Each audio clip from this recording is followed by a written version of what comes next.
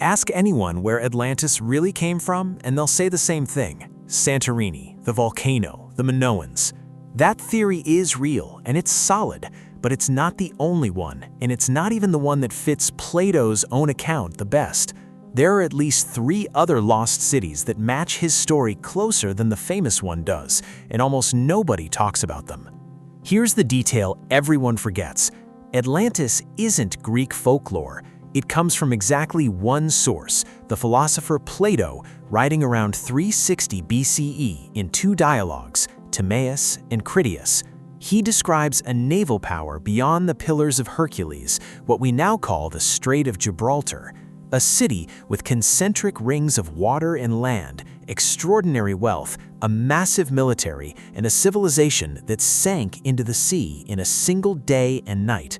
Plato insisted it was a true story, passed down from Egyptian priests. Most historians think it was a philosophical allegory, but some think he was describing something real, just badly translated across centuries, and pointing somewhere nobody expects. Plato placed Atlantis beyond Gibraltar, so look beyond Gibraltar, to southern Spain, where a real civilization once thrived, called Tartessos. Ancient Greek and Roman writers describe Tartessos as fabulously wealthy, overflowing with silver, ruled by kings, and connected by trade routes stretching across the Mediterranean. And then, around the 6th century BCE, Tartessos simply disappears from the historical record. No conquest is recorded, no war explains it. Archaeologists still debate whether flooding, an earthquake, or a tsunami erased it.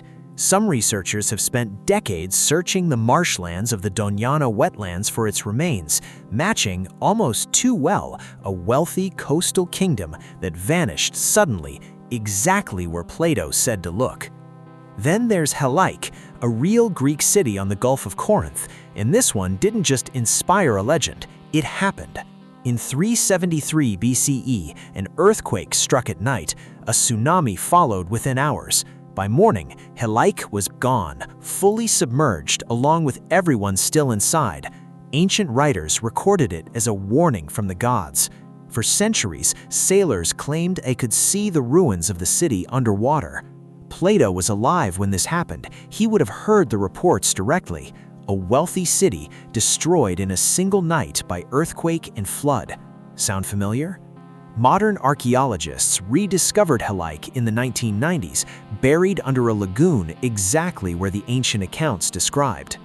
The Santorini theory usually stops at the volcano, but the deeper version of that theory points somewhere else, Crete itself, the heart of Minoan civilization. The Minoans built palaces with advanced plumbing, multi-story construction, and elaborate art centuries ahead of most of the ancient world.